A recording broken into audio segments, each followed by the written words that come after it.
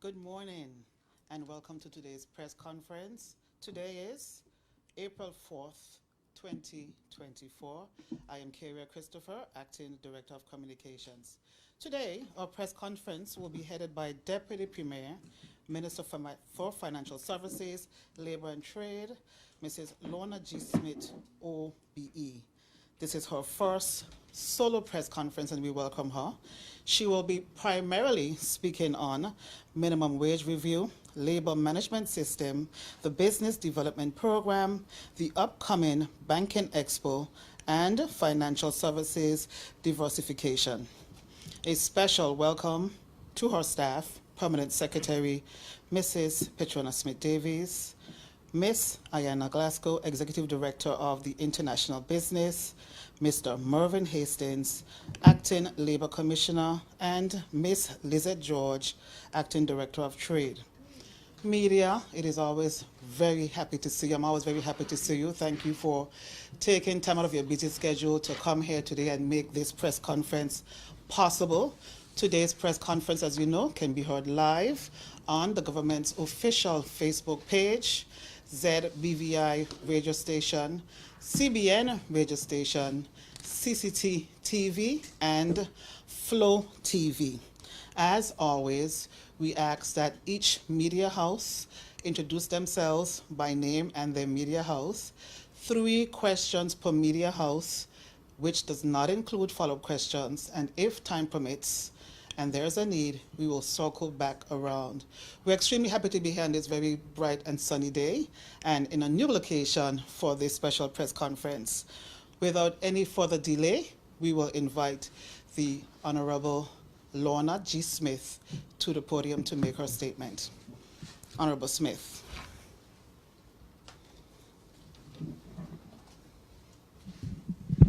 Thank you very much, Mrs. Christopher.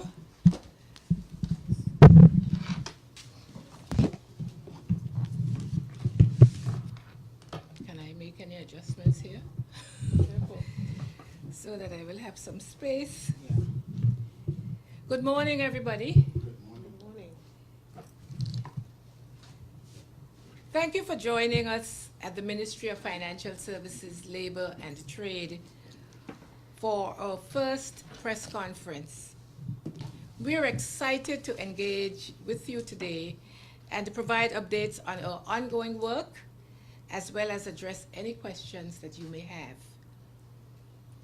The ministry strives to create a strong business environment that fosters economic growth while ensuring fair treatment for all workers.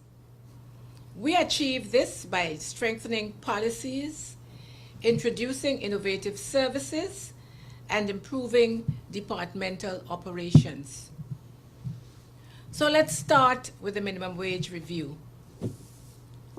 Since its inception in November of last year, the Minimum Wage Advisory Committee has been diligently evaluating our current minimum wage structure.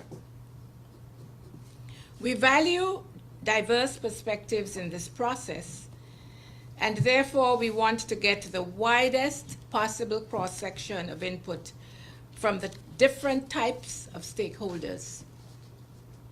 Everyone is invited to participate and to send their submissions by the middle of April through the online survey on the government's website or by sending written feedback to mfslt@gov.vg.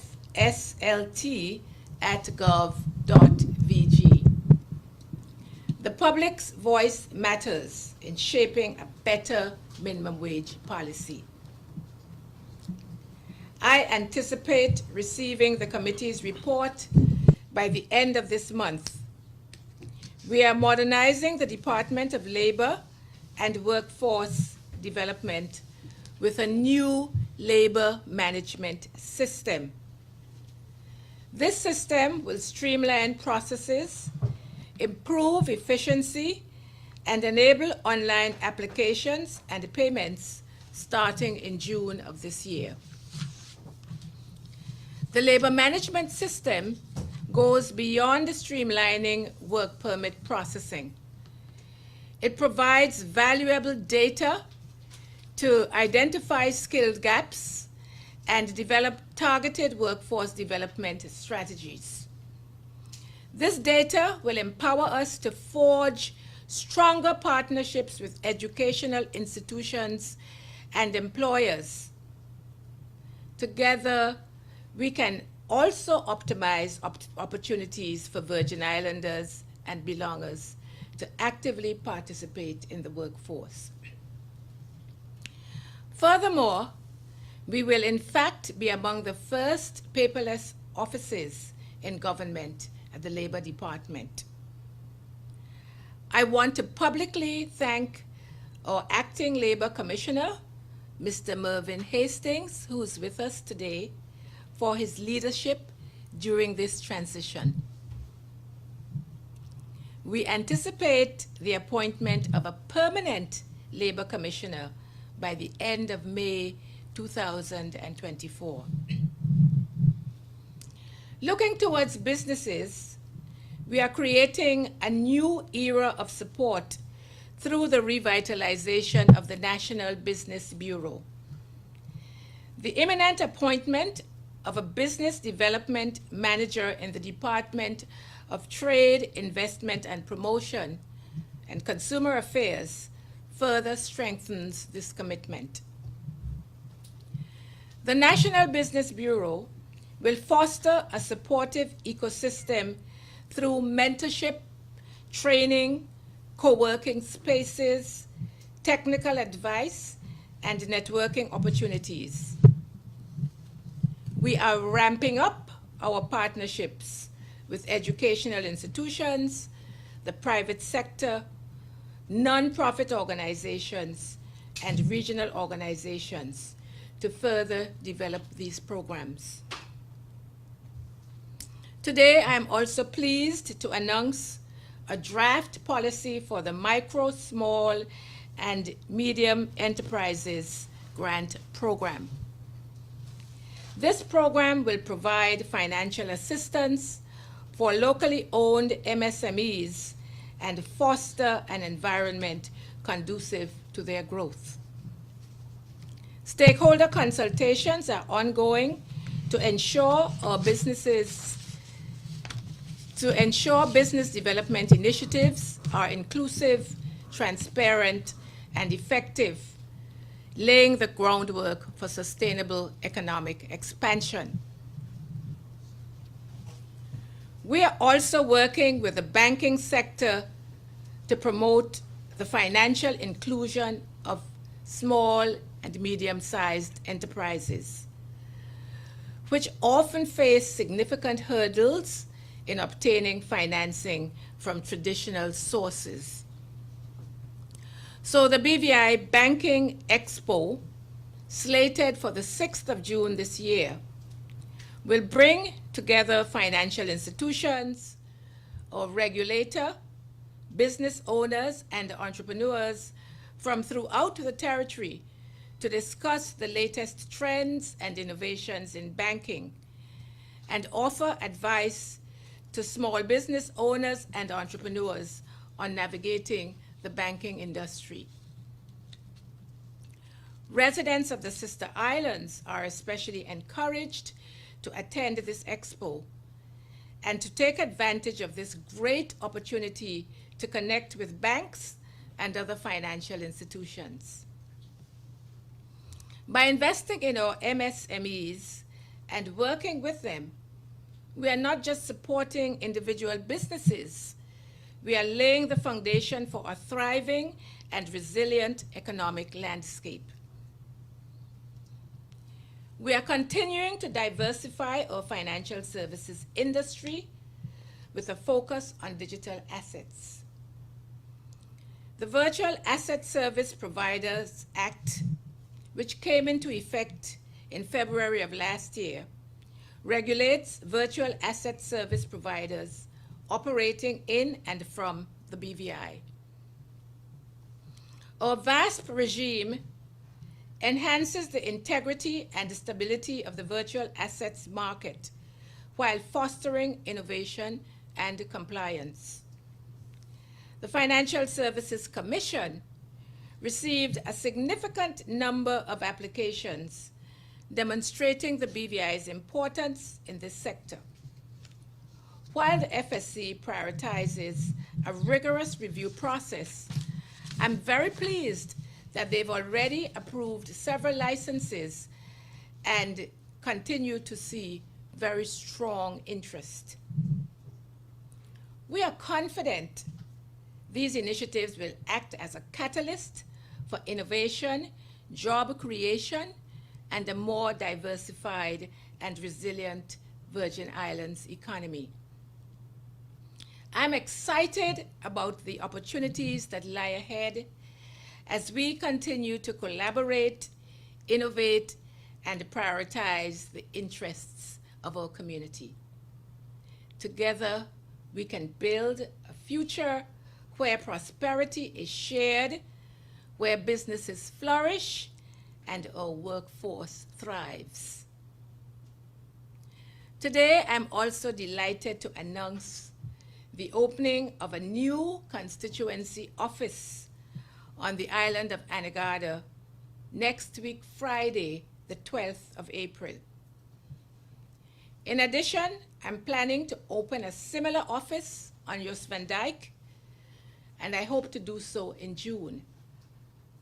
These offices will allow me to be more present and better serve those communities by providing a dedicated space to connect with constituents and to represent your interests effectively. Thank you all for your attention. I'm eager to hear your questions and to delve deeper into any specific areas of interest that you may have regarding this ministry's initiatives. Thank you. Thank you very much, Honorable Lorna G. Smith. As our viewers and media houses might have heard, this is a very packed agenda, and you might have also noticed that I said 3 questions for the first round. I did not say 1 additional question in the second round. I did not say that. So we will go based on time and energy that you need, but I recognize that this is a very, very big agenda that the minister has, so I want the media to have their support and ask as much questions as they need to. Just allow me to make a little correction. As you will know from my left, Minister Smith has a cohort of staff, and Ms. Lizette George is the policy analyst and strategic advisor at the ministry, and she is given administrative oversight to trade. So I apologize for that. So because we're in a very small space, I'm going to ask if we can hopefully go in order. There's no need to stand, media. Just give us your name and the media house. And so I am going to appoint Ms. Kathy. We're trying to start in order so we don't have too much shifting around. I was clear. She said I was clear as crystal. So we can start there and hopefully go down to eliminate too much shuffling. Media, well, Ron is looking at me in my face, so I can't say no, Ron. So go ahead, Ron, introduce yourself, as people need to know who you are and where you're from. A pleasant morning to everyone. Ron Grant of 284 Media. Honorable Minister, let me start with the mention of the labor management system. You said it's going to be launched in June. You mentioned about the digitization of the labor department. I have a very straightforward question. Is this labor management system a resurrection of the old system that failed, or are we revamping it in general? What are we to expect with this new labor management system? I don't know about an old system that failed. This is a system where the whole of the whole labor system will be online, will be on the system. So you would have jobs, employers would be advertising their jobs, and you as an employee or persons as employees would then be able to make application via the system for the jobs. In terms of how it will work, there will be need, of course, for a broad education program on it. But persons wishing to employ to employ persons would put their system would put the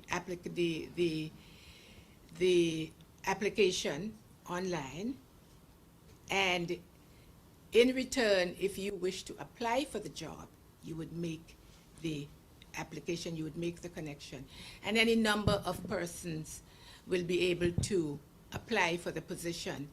And of course, there would be an opportunity to be interviewed, and then there is a rating system where you would rate the persons, and then the department becomes involved. But perhaps I could ask Mr.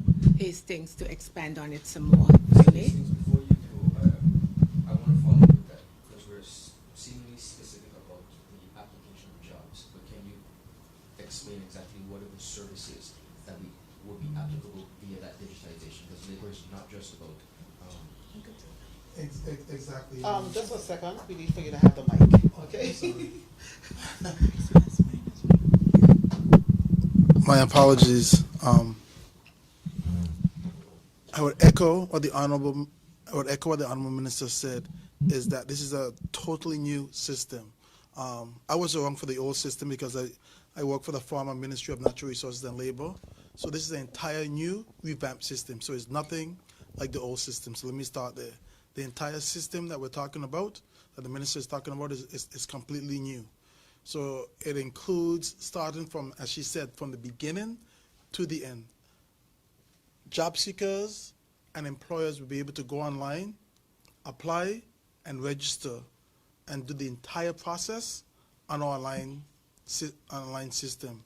And as you said, if you want to make a dispute, that would also be via online now. You're looking for a job. Anyone from Timbuktu to Africa looking for employment in the Virgin Islands can log on to the new management system, because if Kathy's an employer, she's going to list on our system. She's going to register in the system. She's going to list as an employer, and she's going to put all the people she's looking for. That's now in the system. You would register as an employee looking for a job seeker. You'll be able to go in and see every single job on the platform that's available, and you would register, and you can connect to Kathy, who's looking for an accountant. And when you make the connection, it joins two of you together. She can interview, set that. On the back end, all labor officers can see how many local applicants you interviewed, how many expatriates, how you made that decision, and we can then further make a decision. And when Kathy said, you know what, I'm going to hire Lizette, for instance, she's already registered in the system. So when you press to apply for a work permit for her, she's already registered. So it fills out already, and all you have to do is fill in your section and apply, and it comes to us. So it takes care of all of that. On the back end, like I said, it also helps with disputes as well. You'll be able to make claims via online, and also very importantly, you'll be able to pay for your work permit applications via online as well, which is very important. So we're going to the e-government system. Thank you for your clarity. In regards to the labor matters, Honorable Minister, the current labor code is some 14 years old. Is there any plans to modernize this labor code or adjust it to the present economic structure of the Virgin Islands? Absolutely. In fact, we have contacted the International Labour Organization in Trinidad to ask them for support in modernizing the system, because we do recognize that it needs to be updated. And my third question, you spoke briefly on the whole minimum wage aspect. Of course, that is on the table at the moment. Yes. My question is government open to a phased implementation of the new wage of minimizing negative impacts to small business versus something that's just abrupt? Is there a phased approach to doing this, or is it just going to be the commission or the department has decided on what it's going to be, and tomorrow we wake up and it's going to be that? I doubt that, Ron. It's important that persons, and that's why I said that everybody needs to participate so that we would know what is the optimal wage or what works best for everybody. Is there going to be an increase? I don't know. It will depend on the information that we receive. But certainly we would not sort of impose on persons a wage that is unacceptable or that will not work.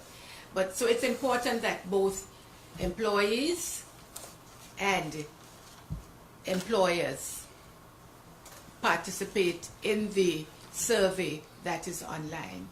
And I'd like to take this opportunity to thank we did a pilot, and I'd like to thank the persons who participated in that pilot.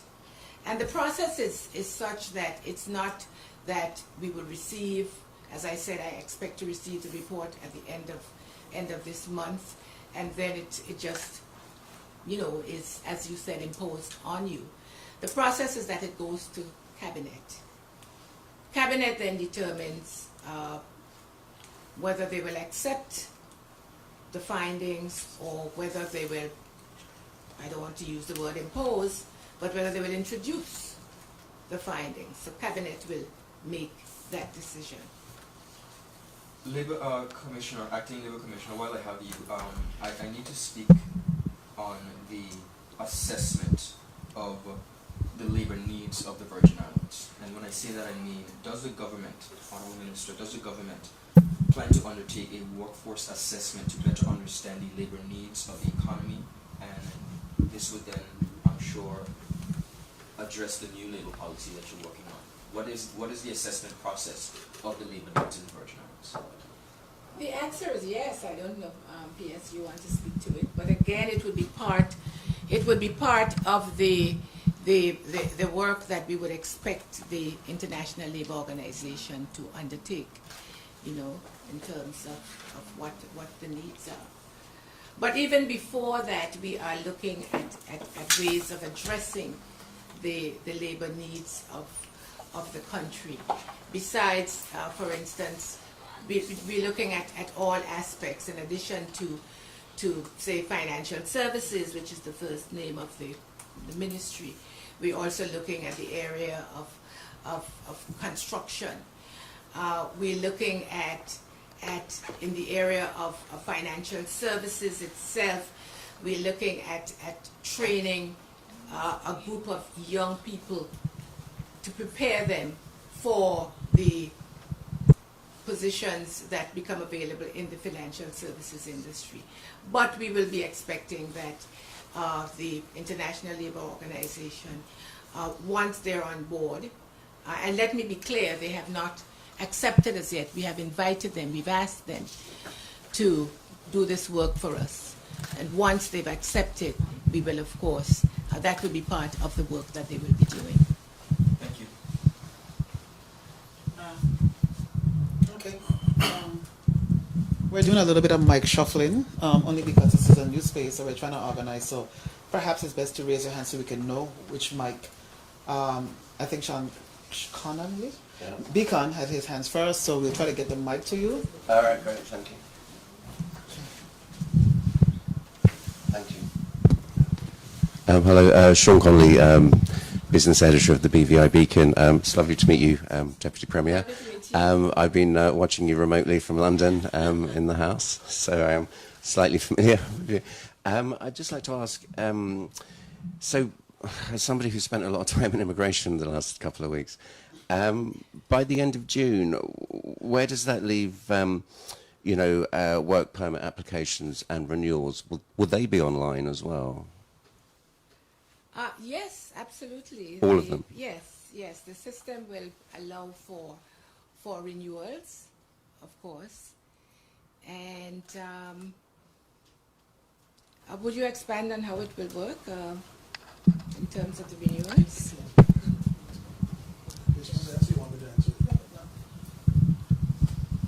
Yes, the system is also going to be responsible for renewals. What we're going to do, obviously, we have a number of individuals in the territory that's already employed. So we are going to have a pilot session We're a few companies in the Virgin Islands that are going to be piloting the system.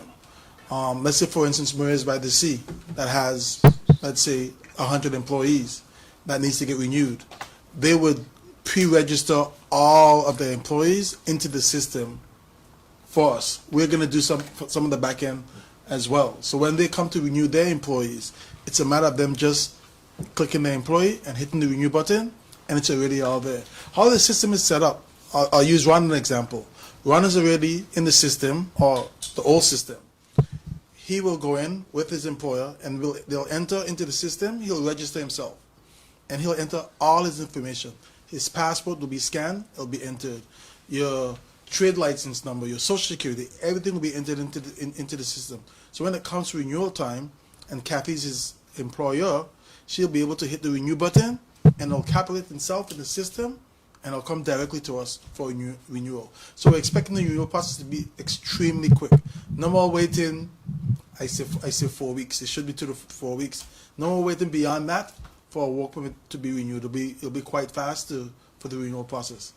I can't speak for immigration now, but Exactly, and if I may add on the renewal system, you will have work permits. You know that the law provides for work permits to be granted 1, 2, 3 years. So if the work permit is for 1 year, you know, it would be renewed 2, 3 years, 3 years. So you would know that there would be a time that's when the managers will have to become involved, because after that period you have to start over Sure. again as a new applicant. Yeah. Just on a technical point, like, when do you envisage the pilot turning into the whole process? well, as the minister said, we're hoping by June to launch That's launch, everything, yeah. to have it launched. And as the minister was saying earlier too, when your permit is about to expire, the system actually, as a manager, as an employer, the system actually indicates and lets you know that, Ron, your work permit is coming up. It indicates and lets you know that it's due to turn to apply for a new person as well. Right. So the system is quite intense. It's quite good. What's the current backlog Current backlog in in renewals? right now we are a couple of weeks behind. Right now we're a couple of weeks behind, but we're hoping by next week or so to have all the backlogs covered. We're hoping. It's one of those departments I compare to a post office. You deliver mail today, you come back in, and you did a good job's work, and then the managers launch a whole new mail that needs to get delivered today. You deliver those 1,000 mails, you come back in, there's 2,000 tomorrow to deliver. It's one of those systems. So this new system that's going electronic is actually going to help us a lot. So we're welcoming this new system. And I would like to really thank Mr. Hastings for the hard work that he's been done. He works, I don't know when he stops working. And I'm very appreciative. The ministry is very appreciative of his hard work in making sure that the backlog is minimized. Okay, thank you. Deputy Premier, you and I, and probably quite a few people around this table, are probably one of the few people who read the whole 262 pages of the CFATF Watchdogs report into money laundering and terrorism financing in the Virgin Islands. It's pretty grim reading. The indices they used 11 specific areas. The Virgin Islands came bottom in 7 of them. Compared to our investment rivals, you know, the Cayman Islands, they got 5. Bermuda just got 1. Why is the government doing so badly? Well, Sean, as a policy, the BVI does not compare itself with other jurisdictions. We make our own decisions, and we, as I've said, we accept the recommendations. In fact, we welcome those recommendations, and we are committed to making sure that those recommendations are implemented in short order. We have, in fact, you mentioned Cayman, we have in fact hired, we've already hired a group, one consultant, to lead on making sure that the recommendations are implemented, the firm of Claritas, and we will be hiring another very renowned firm to support us in the implementation of the other recommendations. Okay, I spoke to a senior person at RUSHI, the Royal United Services Institute, which is arguably the most renowned think tank in London, and he said that the Virgin Islands has a mountain to climb in order to deal with financial corruption. Would you agree with him? I know Mr. Rusi Tom. He's somebody I respect, but he's entitled to his opinion. The BVI is committed to implementing the recommendations that has been set forth in that report. And in fact, he said a number of other things as well, which you are aware of. And as I said, they are a matter of opinion. The facts don't bear out what he says at all times. Okay, just on my last question then. On GMT, the general, the global minimum tax. The global minimum tax. Our rivals, Bermuda, big rivals, Bermuda and the Caymans have already set out their position. The Caymans says no, Bermuda says yes. Nothing from the Virgin Islands yet. Why are you dragging your feet on this? Sean, you keep mentioning the countries, and I keep telling you that the BVI does not compare itself. But I can tell you that the BVI, in fact, you're a journalist in the area of financial services, and you may have seen that we have, in fact, advertised for consultants to advise us on the best way forward. We are not in a great rush, but those consultants are, the selection process is at an advanced stage, and we should be able to make an announcement very shortly in terms of how we're going to move forward with the global minimum tax based on the advice that we receive from those consultants. Yep. Finally, barring a political earthquake. Just a second, just a minute. I know that this is your first time, and you're very anxious, and we appreciate the very tough questions, and I know the minister is doing a good job, but to ensure that we are very, Of course. we're going to spin around again. So I think JTV had their hands up right after you, so we're going to make sure that you get around to your questions again. Thanks. Thank you, Carrier. Good morning, is it still? Everyone, Kathy Richards, JTV. To go back on the minimum wage survey review that is going on, it may have come across as a shock when you would have said it's not necessary that the minimum wage is going to be raised. Could you expound on that a little bit? I have been advised by the committee that I cannot say that it is going to be raised. We have to get all of the information. We have to get everybody to respond, including you, Kathy, to respond to the survey. All persons. There's also a survey for employers. And based on that information, the economist and the advisory committee is led by a very able economist in this ministry. So they're based on the information that they will, devise or put together. Then we will know whether there will be an increase in the minimum wage. Okay, I trust that brings some clarity. You spoke a bit about. We only have what? Today is the 4th. We have a few weeks to wait. But I would encourage everybody to please respond to the survey, because the more information we have, the more data we have, the better. Okay, I'm thinking most people think that it's only persons who are earning a minimum wage should participate No. in the survey. I'm glad that you raised that question. It's important that everybody does. Okay. Okay, my next question, you spoke about the grant program. What about the Small Business Bureau? Is this some component of that? Yes, in a way, we have the National Business Bureau, and we have, if you look at the budget, there is $100,000 for the National Business Bureau, and then there's another $100,000 for the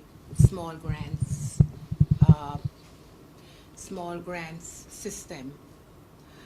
And so you could look at it as 200,000, but we do want to complete position a policy as it relates to the small grants program, which is $100,000. What we will do with the other $100,000 is to spend some of it on training, as I mentioned. For instance, if a person we want to be sure that if we're going to give somebody $10,000 from the small grants program, we want to be sure that they can use that money effectively to build their business. So they may need to have some training in developing a business plan or developing a marketing strategy or whatever it is. So from the National Business Bureau, we will use some of those funds for that kind of training and support. And then the small grants policy would be the small grants policy, or the small grants will be used for actually doing things. So, and we know there is a lot of interest in this. okay, and follow up to that question. So it's question 2 with a follow up. No, it's not question 3. Could you explain to us how will this be rolled out? What's the procedure for businesses to benefit from that grant program? Well, as I said, we are developing the policy. Once we've developed the policy, of course, you know how it works. We need to get it approved by cabinet. We will announce it, and then, persons who are qualified within that policy would be able to make applications for small grants. Okay. To piggyback on a question my colleague had asked earlier, and on more than one instances used the word crisis when it comes to the situation with the Virgin Islands. Are we indeed in a situation of crisis when it comes to that area that you spoke of? Crisis? Absolutely not. Sean, did you talk about a crisis? The answer is no. As I said in response to his question about the mutual evaluation report, I assume that you're referring to that, Kathy. Yeah. As I said, we welcome the report and its recommendations, and we are committed. Not only are we committed to the implementation of the recommendations, we have started. We have started in a number of areas. We've started to improve our policy as it relates to the Financial Action Task Force anti-money laundering recommendations. We've started our training. We have, I believe there's been a press release in recent days about the fact that we have a sanctions unit established in the Attorney General's office. And a number of the departments, FIA, police, and so on, have started to do whatever is required within the confines of the report. So we are not in crisis, no. We're not in a crisis, and the report was damning or not? It's a report. No, I would not consider it to be damning. No. It's a report that we have accepted. It's in 2 parts. It looks at our level of compliance, and it looks at our effectiveness. In terms of compliance, if you look at the technical side of it, we did well. In terms of the effectiveness, we did not do so well. And I believe that it's the latter part that Sean was referring to. Okay, thank you. Cindy Roseanne, Guavaberry Media. I really came here to talk about the minimum wage, but there isn't much information, so I'm going to try to maneuver a little bit. Has the private sector, who the minimum wage would really affect, have they been engaged, specifically the tourism-related businesses, and how, outside of the survey? We are pleased, thank you for your question, Cindy. We are pleased to be working with the Chamber of Commerce. And in fact, again, the coordinator of this whole exercise, Dr. Dawn Alexander, has met with the Chamber of Commerce and its members in recent times. We are continuing the process in terms of engaging as many persons as possible. But our intention is to reach employers and employees in this process. Okay, I don't know how many tourism businesses are part of Chamber, but again, outside of the survey, would you figure a way to engage them all? You as the minister, and not maybe sending out someone to do so, but sitting to speak with them? You know, Cindy, I have an open door policy. And not just an open door policy. I am very happy to go out and engage with the tourism sector. So if it requires that, I'm quite prepared to do it. But I have every confidence that the chairperson or the coordinator is very capable of engaging with them. But to answer your question, if it's necessary, I will do it. Absolutely. Okay. So, no.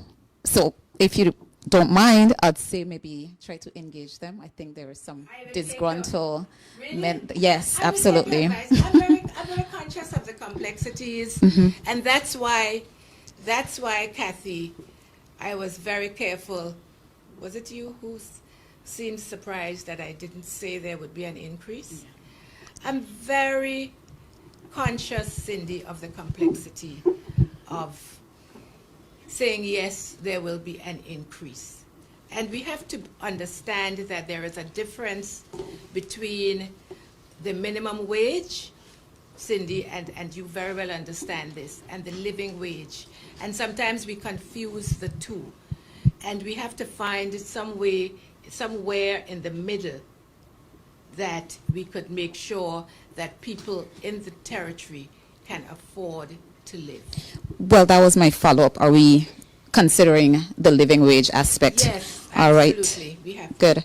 Have you had a preliminary look at the findings?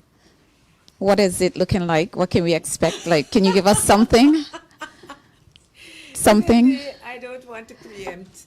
Nothing? I don't want to preempt the report. All right.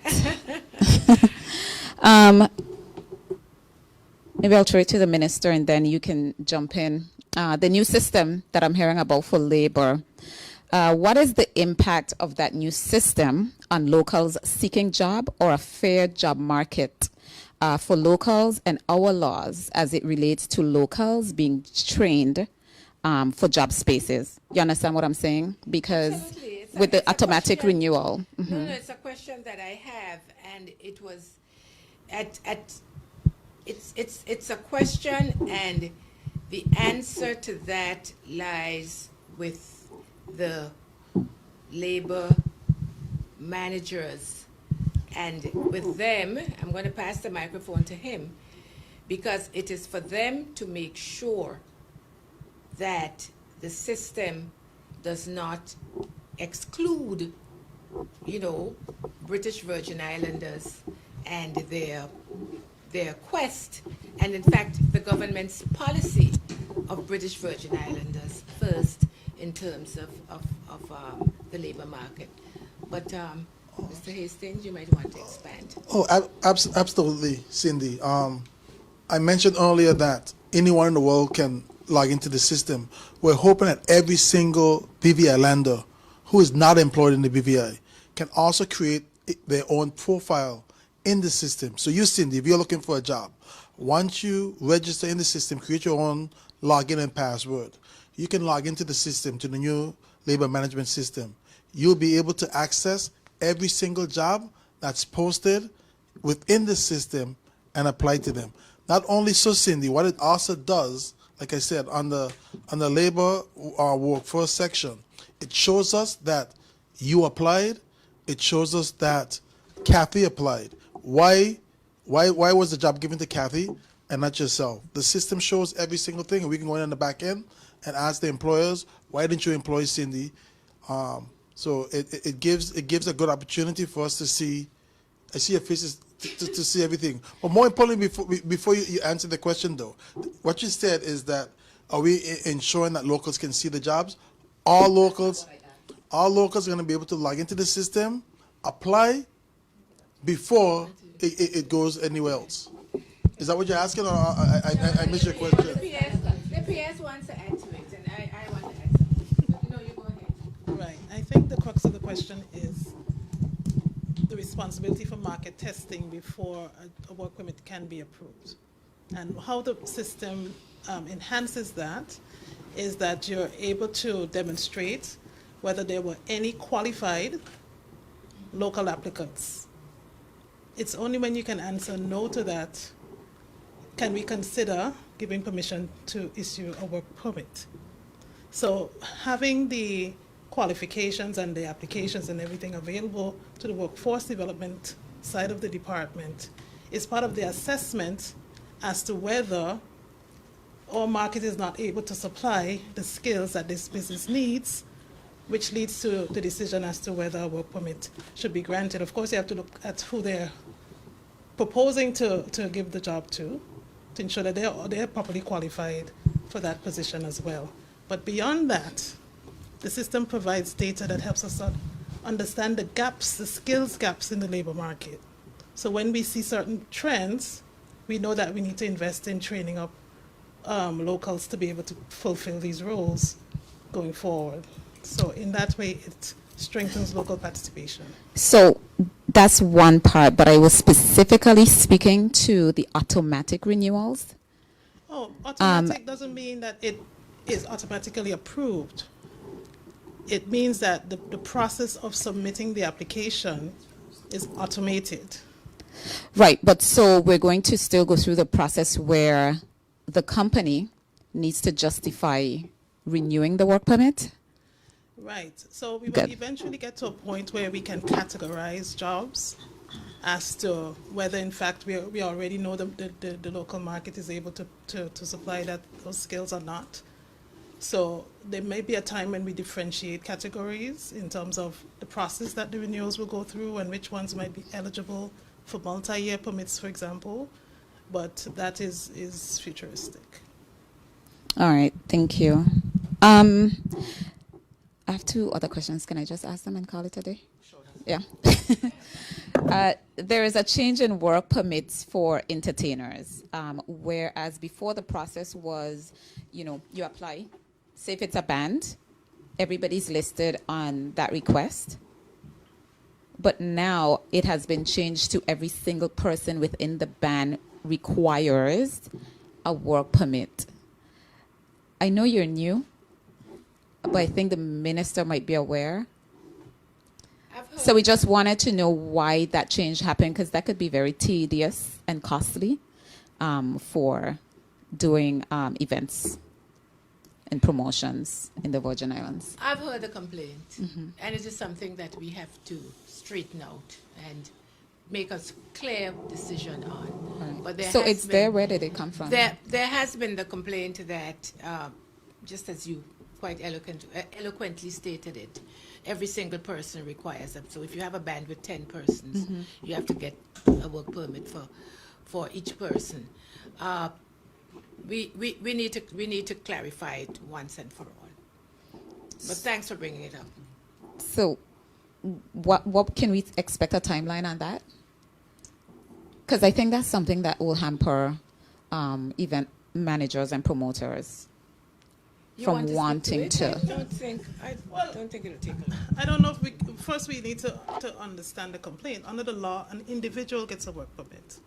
What you're asking is the process of submitting the application, whether somebody No. can submit a bulk. No, that's not what I'm asking. So, You can't get how a it work permit worked, to a band. but you did. Well, So that's how it was before.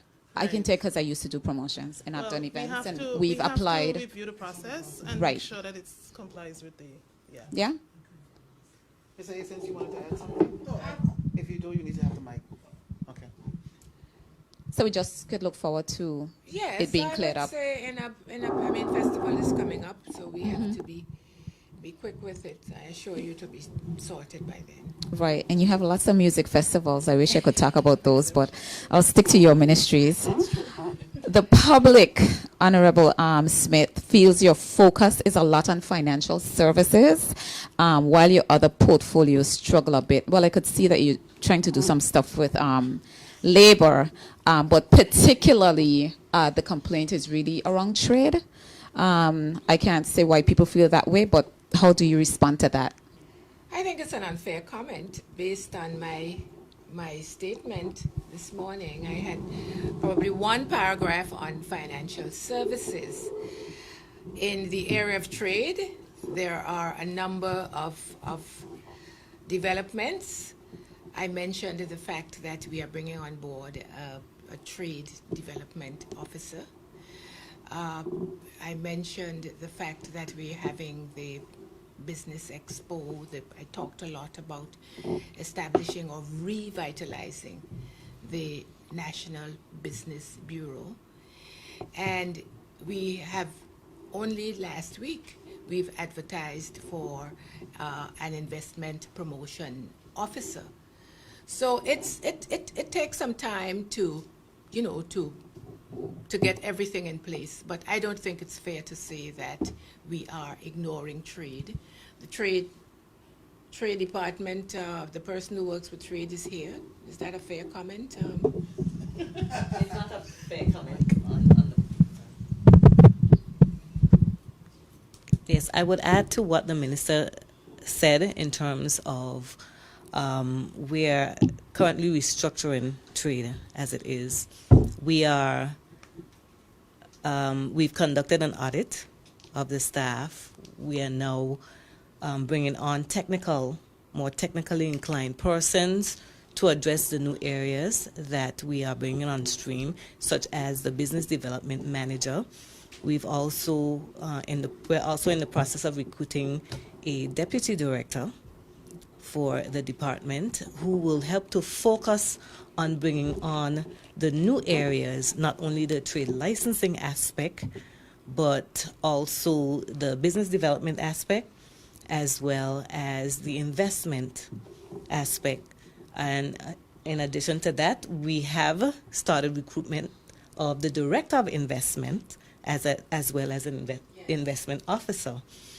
We are currently seeking to streamline the trade licensing process. I believe that some persons who have recently applied for trade licenses would realize that they are able to receive their trade licenses within even a week, because what we are doing is streamlining the process by marrying the business licensing policy in terms of restructuring some of our processes. But those things we can't make public right now because these are internal things that we are working on. And then once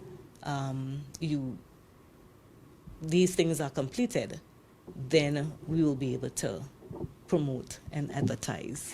And I appreciate the comment, the criticism, and this is why we're doing this press briefing, because I realize, I think all of us on this side realize that a lot of the information in terms of what we're doing in the ministry is not getting out there. One reason is we don't have an information officer Madam Christopher. We don't have our own. So, of course, we are grateful to Sanjay for the time, the little time that she can spend with us.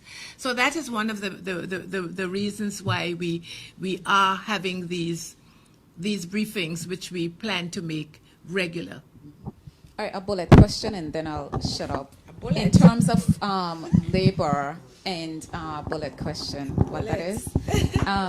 In terms of labor and priority given to Virgin Islanders, does that is that for Virgin Islanders living overseas as well? Like they're given priority as well? Like if I go online, I live overseas. I don't, right. So it's for everyone. And then my bullet question, Honorable That wasn't the Deputy bullet? Premier. Do you know that there are plans afoot to change our cultural wear before the 70th? That is indeed a bullet. Yes. So I'll What are let you you take changing that it away. to? No, I didn't. I'm just putting it there. Is It's a there? bullet question. Is it a bullet question? Is it a trick? Is it a fact or? It's a Is fact. it a- I really? really only deal in facts. It's a fact. I just wanted to I'm know. sorry, I if have you are not aware. heard anything about it, but I shall have to investigate. That would be Thank most you. grateful. Thank you. Follow up. We have several, but So just to be clear, this is your second round of questions, correct? Okay. I see Mr. Connolly patiently waiting. It was actually his turn, but He was it was his. He was ahead of It was Kathy, Kathy. It was his turn. So in fairness, yes. yes. Go ahead. Yeah. Yeah, I was just wondering, Deputy Premier, how do you envisage the government developing now? It's been 2 years since what happened. Do you think you've done enough to avoid direct rule? The COI, are you referring to the Commission of Inquiry? Yeah. That, Mr. Connolly, you know that's a matter for the Premier to respond to, not me. But in my view, in my personal view, yes, we've done a lot. But it is a matter for the Premier to respond to, not Okay. Finally, just going back to the global minimum tax, it's almost certain there's going to be a landslide Labour government in July or October in Britain. Traditionally, the Tories, apart from tracing money laundering, they tend to keep their hands off the OTs, whereas Labour's a bit more controlling. So would you expect the incoming Labour government to put more pressure on you to sign up to the global minimum tax?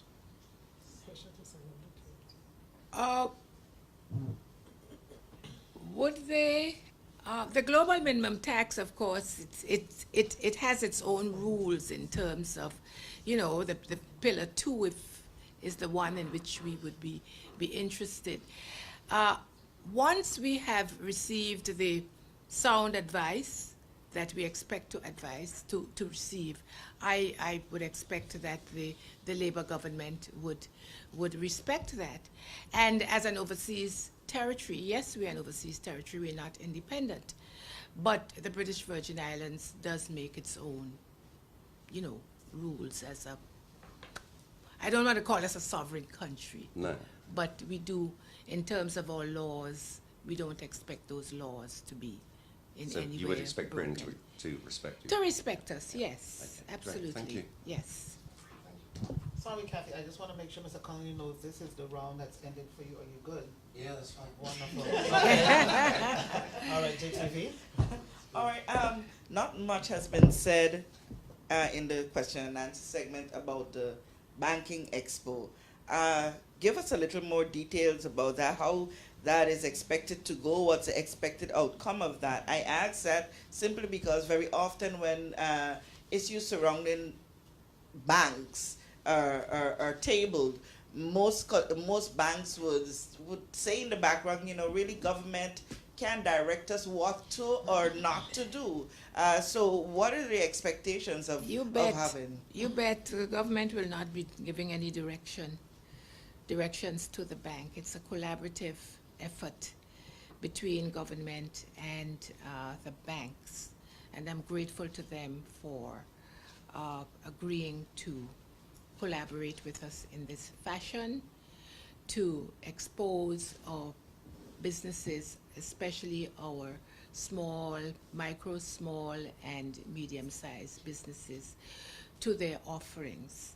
We're going to have it, we're not going to have it in a huge space. We are looking at several options, and we're going to have a series of discussions, talks about banking, and then we will have, each bank will have their own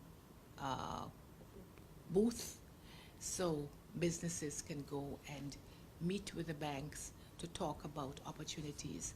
Too often I find that our businesses, especially the smaller businesses, they tend to shy away from the banks because they expect the banks to say, you know, to say no to their applications. I would like to make sure that there is more of a comfort level, a greater comfort level between the banks and businesses. Businesses, small businesses, as we know, are the backbone of any economy, and they would rely on banks to support them in terms of their viability.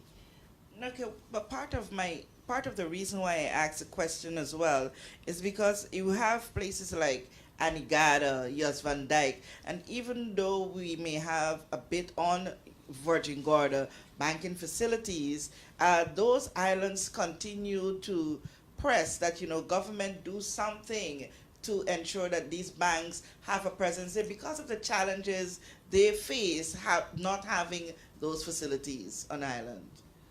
I am very conscious of that, and it's an ongoing discussion between the banks and me about a facility. But banks will tell you that they're in the business of making money.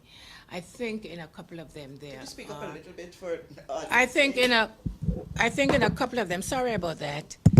In a couple of certainly in Virgin Gorda, I think there is a there is a facility, and Banco Popular is there, I think 3 times a week, and there is an ATM machine on Jos Van Dyke, I believe. But people do ask for more support, and that is why in my opening comments I did invite the residents of the sister islands of Anegada and Jos Van Dyke to be present so that they can make the case for themselves, so to speak. Okay, just to go back, this is final for me. Go back on the minimum wage discussion. How are we looking at this process, including looking at consumer things like consumer protection, to make sure that in the full study of things we capture everything? Because the fear is that should there be an increase of minimum wage, the burden will be put back on via going to the market. Businesses may lay off staff, or they put the price back on the commodity. Consumer, yeah. So, consumer. Is this a holistic review Absolutely, it is a holistic review, and the points you make are valid ones. Of course, a point that you did not make is the fact that we are so reliant on imports. Everything that we buy comes from overseas. So in terms of the minimum wage and so on, cost of living and so on, we are constrained by those factors. But certainly we are conscious of the fact that it is possible that in the end, the same consumers or the persons that we are trying to help may end up with a difficulty. But we are making sure that that doesn't happen by, as I said in my comments, by looking at all the areas, not just the economics, the social, all the factors, to make sure that we have a fair wage, a wage that people of the British Virgin Islands can live on. Government Media recanted her one last question, so we'll give her one more She question. recanted. The media You're gives me a lot giving of her one flack more? about not letting them ask enough questions. So that we're here and we have a very good space going around. So go ahead, please, Cover Berry Media. Yeah, sorry, I just wanted to get this in. Ah. You guys know I kind of come from a space more from the public, but media. Zan always tell me, stop talking about the public. But my questions mostly always come from them. From the outside looking in, and from complaints received across the private sector, tourism specifically, those businesses, they kind of appear to always be vilified by government. And this isn't a new thing, so don't take it upon yourself to saying that you're doing it. But by government and government employees and contractors, they're quite often made out to be the bad guys. So in the instance of this minimum wage, what will the PR strategy, do you have one? I know you're thinking about it. What would the strategy look like, or are you implementing one? Should you have to roll out a new minimum wage or living wage, which we think is going to happen, we just don't know what the amount is going to be, and how you're going to protect that sector, the business, the private sector, which is our bloodline, from any fallout, from them being blamed for whatever is to come. I know it's loaded, I'm sorry. It's very loaded. You need to ask it in a different way because How are you going to protect the private sector who You mean you always talked about the feels- tourism sector? Mostly the tourism ones. Well, that I Right. think the minimum wage will affect them more because I think it's about them. This isn't really going to affect financial services because they don't linger wrong at $6. it They will just engage. don't. I mean, people who work in supermarkets, people who work in Right. Well, most of that is, a lot of shops, that is affected by they're going tourism, to be right? impacted as well. So Right. So, are you thinking about a PR strategy or what the rollout is going to look like and the impact on small businesses or the private sector so it doesn't look like they're the bad guy? I think, about when did we do the last minimum wage? 5 years ago, 6 years, 7 years ago? 2016? Did we have a PR strategy at the time? I'm sure one is needed to answer your question.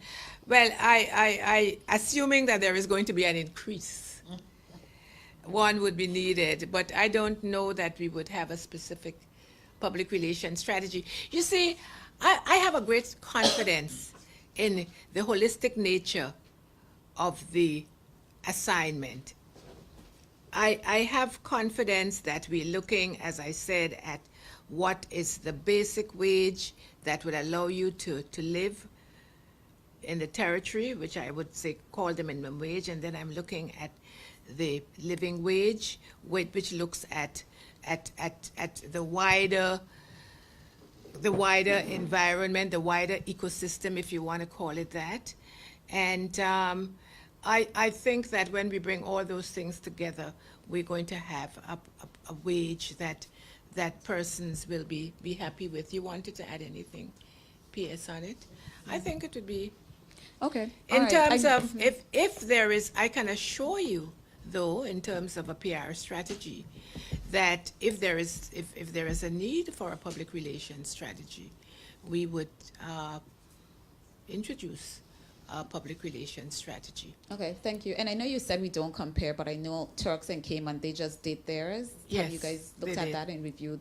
Yes, theirs, you and your we're team? conscious. We're very conscious of that, indeed. Yes. Thank you. Okay, thank you, Governor Berry Media. It appears that would be it for our question and answer. This has been a very thorough press conference. Minister Smith, we thank you very much, the Honorable Lorna pleasure, G. my Smith, pleasure. for taking a lot of time to ensure that all of the portfolios that you carry are very much answered. And media, of course, we thank you so much for your pointed questions. And I did not acknowledge my wonderful staff at GIS who work 24/7 around the clock. Thank you so much, staff. And Petrona, P.S. Petrona, Smith James, and Ms. Glasgow. Did I say James? You did. I do it all the time. I'm so sorry. Don't worry. Davies, Ms. Glasgow, Ms. George, Mr. Hastings. You have been, can I say baptism by fire, but you handled yourself very well. So thank you very much. Thank you, media. Thank you to GIS, the BVI public. I am Carrier Christopher, Acting Director of Communications. Always happy to bring you government information, business. Hopefully in real time, you will hear a lot more from the Honorable Lorna Smith in terms of her portfolio. She has a very massive portfolio that's doing great work. And thank you also to the audience. I see lots of viewers and lots of questions in there, but I think they will be answered as we go along. So thank you so much, BVI. We always ask you to have a wonderful day. God bless you all, and we're signing out here.